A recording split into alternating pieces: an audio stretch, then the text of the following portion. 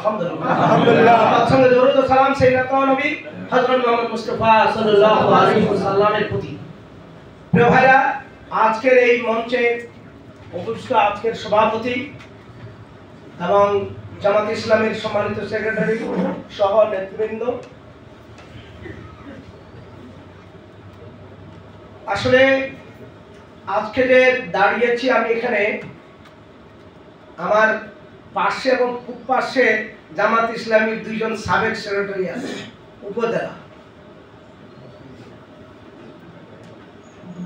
এই যে রায়হান ভাই, ওইদিকে মুসলিম বাবাজি, সেক্রেটারি উপজেলা, এবং রায়হান ভাই তো রাজশাহী ইউনিভার্সিটির ছাত্র। কিছু না করলেও রাজশাহী ইউনিভার্সিটির বাতাস শোনার গায়ে আছে শিবিরের। আসলে রায়হান ভাই একটা হিসাব দিছে যে 10 জন হলে 100 জন হারাই দিই। তাহলে আজ বাংলাদেশকে হারাই দেওয়ার জন্য যতগুলো লোক আছে, এইরকম প্রশিক্ষণ প্রাপ্ত লোকগুলা, যোগ্যতা সম্পন্ন লোকগুলা যদি ঝরে পড়ে ভালো হবে না। ভাইরা আসুন না, আপনারা যারা অতীত অভিজ্ঞতা নিয়ে মাঠে ময়দানে কাজ করেছেন, আপনাদের আসলে ঝেড়ে ঝুড়ে উপরে ওঠা দরকার। আমি জামাত ইসলামীতে যোগ দিছি 92। আমি জামাত ইসলামের একজন তুখোর নেতা দেখেছি, রফিকুল ইসলাম, প্রিন্সিপাল সালন্দার আলী মাদ্রাসা। তখন তিনি সাংগঠনিক সেক্রেটারি ছিলেন জেলা। আসলে অনেক সময় কাঁদতে ইচ্ছা করে, অনেক সময় মানে কি জন্য আমি কি দেখছি জামাত ইসলামীতে, আসলে কি এরা কি করেছে? কোরআন হাদিস পড়লে, জামাত ইসলামের সাথে চললে মন্থর হয়ে যাওয়া কি যায়? এটা কি কোরআনের দাবি? আমি জানি না।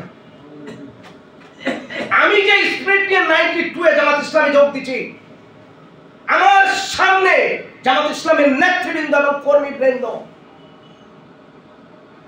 আমরা কোনোদিন থামি নাই। অনুকূল প্রতিকূল সব পরিস্থিতি নিয়ে জামাত ইসলামে একটা ছোট্ট দায়িত্ব দিয়েছিল আমাকে। আমি চেয়ারম্যান ছিলাম 14 বছর। আমার ইউনিয়নের চোর এবং ব্ল্যাকদার এবং অনিসলামিক দেশে ইসলামের উপর টিকে থাকা চেয়ারম্যানি করা কঠিন।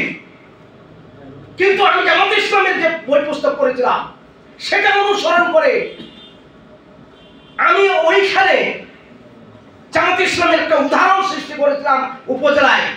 আরো 8টা চেয়ারম্যান, উপজেলা চেয়ারম্যান, এমপি মিনিস্টারের কাছে, যে জামাত ইসলাম একটা আলাদা একটা অর্ডিনারি, এটা কোরআন হাদিস দ্বারা মানুষ গঠিত। এটা থাকলে কোনো বাতাস সেখান থেকে সরাই দিতে পারে না। কিন্তু আজকে কি দেখছি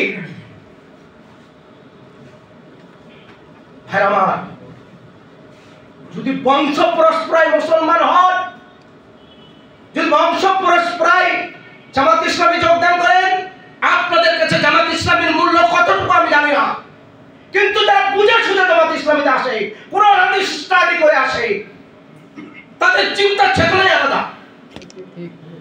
আপনাদের কাছে আমার আকুল আবেদন,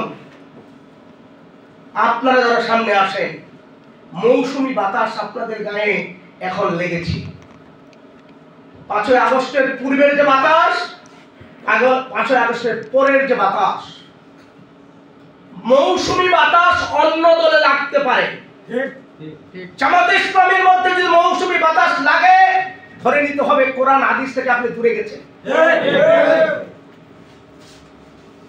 আর যদি সব সময় আমি কোরআন হাদিস আঁকড়ে ধরি, সততা ইমানদারি আঁকড়ে ধরি, আমার চরিত্র আমল আখলাক যদি সমাজে বিস্তৃত করতে চাই, কোন মৌসুমী বাতাস লাগানো যাবে না।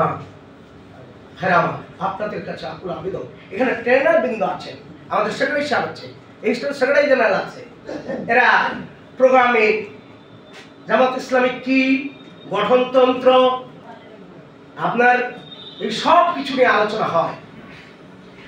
আমি জামাত ইসলামী মানে আলোচনা ছাড়া কিছু দেখি না। আপনি ইউনিট বৈঠকে আপনার গঠনতন্ত্র, আপনার সবকিছু আলোচনা, টিসিটিএসে এইটাই আলোচনা। আপনি বলেন কোরআন হাদিসের আলোচনার বাইরে জামাত ইসলামের কোনো প্রোগ্রাম আছে? যদি নাই, তাহলে ওই দিন বাংলাদেশ জামাত ইসলামী ঠাকুরগাঁ জেলার আমির, নতুন আমির, আমি এই ভোট সেন্টার পুলিং এজেন্ট কর্মী বাহিনীর ট্রেনিং এ ছিলাম। সেটা বালিগঞ্জ জামাতে শুনছে, উনি কথা বলছিলেন। উনি যে কথাগুলো বলেছেন, বাস্তব ময়দান আপনি কি করতে যাচ্ছেন, আপনার কি হবে, কি করতে যাচ্ছেন, এই ট্রেনার গুলা যারা এনারা আছেন, এনারা নিশ্চয় বক্তব্য শুনছেন, আপনার এই বাস্তবমুখী সামনে দিনগুলো কিভাবে অতিক্রম করবেন। আমি একটা কথা বলি, আওয়ামী লীগকে দেখলাম এটা আমার অপোজিশন, এটা আমার শত্রু, এটা বিপদ ঘটাইতে পারে আমাকে, কিন্তু যাকে 20 বছর 40 বছর যাদের সাথে সহযুদ্ধ ভাবে চলেছি, তারা যদি আমার অপোজিশন হয়, আমার অবস্থা কি হবে?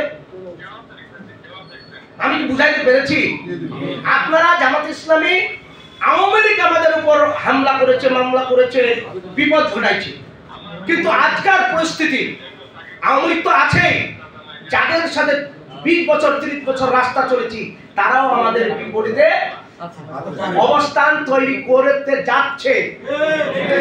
তাহলে আজকের যে পিচ্ছিল পথ, আগের পিচ্ছিল পথের চেয়ে দ্বিগুণ পিচ্ছিল পথ দিয়ে আমাদেরকে ময়দানে চলতে হবে। আপনি যদি গ্রামে যান, গ্রামে কোনো একটা কাজ করেন, দেখবেন ওই পিচ্ছিল পথের দেখতে পাবেন। উপজেলায় কাজ করেন, পিচ্ছিল পথ দেখতে পাবেন। ভোটের ময়দানে কাজ করেন, পিচ্ছিল পথ দেখতে পাবেন।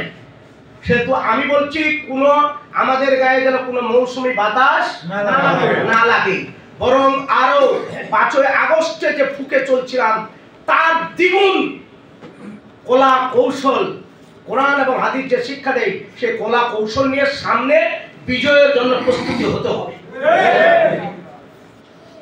ভাইরা, আমি একটা জিনিস বলতে চাই যে জামাত ইসলামী বাংলাদেশ প্রত্যেকটা কর্মী জান ও মাল বিক্রি করেছে জান্নাতের বিনিময়ে। এটা কোরআনের আয়াত, ইন্নাল্লাহ আশতারা মিনাল মুমিনিনা আনফুসাহুম ওয়া আমওয়ালাহুম বিআন্না লাহুমুল জান্নাহ। আমি জান ও মাল বিক্রি করেছি জান্নাতের বিনিময়ে, আমার আর কিছু থাকতে পারে না। তাহলে জান ও মাল বিক্রি করা মানুষ গুলো যদি কোনো মৌসুমী বাতাসে ঝরে পড়ে বা মৌসুমী বাতাসে জেগে উঠে, তাহলে এই আয়াতের বিপরীত হলাম কিনা? তাই আপনাদের কাছে আমার আকুল আবেদন, আসুন যে ঈমান, যে কলেমা আমি পড়েছি, সে কলেমা আমার শেষ জীবন পর্যন্ত যেন থাকে। আর যদি ঝরে পড়ি, আমার জন্য বিচারটা আম লোকের মতো হবে না। আম লোকের মতো হবে নাকি? ভাইরা, আসুন বিচারের কাঠগড়ায় যাওয়ার আগ পর্যন্ত আমরা যেন নিজের চরিত্র, কর্ম, কোরআন হাদিস অনুযায়ী গড়ে তুলে আপনার কাছে আপনার সবচেয়ে ইনসাফ প্রতিষ্ঠিত করতে হবে আপনার পরিবারে। আপনি যদি পরিবারের পিতা হন, তাহলে আপনার সন্তান, বৌমা, বউ বাচ্চার উপর ইনসাফ প্রতিষ্ঠিত করতে হবে। না হলে আপনার বউ আপনাকে তকমা দিবে, কিসের জামাত ইসলামী করেন, আমার সাথেই আপনার আচরণ। তারপর আপনার বস্তিতে আপনাকে ইসলাম প্রতিষ্ঠিত করতে হবে। ওই বস্তিতে এমন আপনার চরিত্র, আমল, আখলাক, কথাবার্তা হবে, ওই বস্তির মানুষ যেন বলে যে না, এর থেকে ভালো লোক নাই। আর আপনি যদি ওই বস্তির মধ্যে অন্যান্য দলের নেতৃবৃন্দের চেয়ে আপনার আমল আখলাক আরো খারাপ হয়, লেনদেন আরো খারাপ হয়, আল খারাপ বলা আরো খারাপ হয়, তাহলে আপনি বলবেন যে এই কিসের জামাত ইসলামী করে। ঠিক আপনার ওয়ার্ডে এই কাজটা করতে হবে। আপনি যে কোরআন হাদিসের ট্রেনিং নেন, এই ট্রেনিং অনুযায়ী আপনার ওয়ার্ডে বিচরণ করে আপনার চলার পথে আপনার কথাবার্তাগুলো দাওয়াতে পরিণত হবে। মুখ দিয়ে দাওয়াত দেওয়ার চেয়ে আল্লাহ রসুলের যেদিকে হেঁটে যাবেন সেই দাওয়াত বেশি কাজে লাগছিল, জানেন কিনা? আপনার আমল আখলাক, আপনার লেনদেন, দৈনন্দিন চরিত্র, কথাবার্তা, এগুলা আচরণের প্রতি আক্ষেপ আকৃষ্ট করে যে দাওয়াতটা কাজে লাগবে, আপনার মৌখিক দাওয়াতটা এখন নাও পৌঁছাইতে পারে। প্রিয় ভাইরা, আমি চাই আমরা যেখানে আছি সেখানে কোরআন হাদিসের অনুযায়ী আমল আখলাক গড়ে তোলা, ওইটুকু সেবা দেওয়ার চেষ্টা করি। হয়তো আসসালামু আলাইকুম। তো আমাদের মোহতারাম মেহমান চলে আসছে, আমি শুধু এতটুকু বলতে চাই, আসুন যেটুকু আমি জামাত ইসলামীতে কোরআন হাদিস শিখেছি সেটুকু রাষ্ট্রীয়ভাবে প্রয়োগ করার সুযোগ নাও হতে পারে, হতেও পারে, কিন্তু ব্যক্তি পর্যায়ে কোরআন হাদিস যেটুকু শিখেছেন সেটুকু আপনার ফ্যামিলিতে, আপনার বস্তিতে, আপনার ওয়ার্ডে, আপনার ইউনিয়নে প্রয়োগ করার অনেক সুযোগ আছে। এইটুকু সুযোগ সদ্ব্যবহার করে আপনারা জামাত ইসলামী দাওয়াতি কাজ আগিয়ে নেবেন, এই প্রত্যাশা রেখে আমি আমার কথা শেষ করছি। আসসালামু আলাইকুম ওয়া রাহমাতুল্লাহ।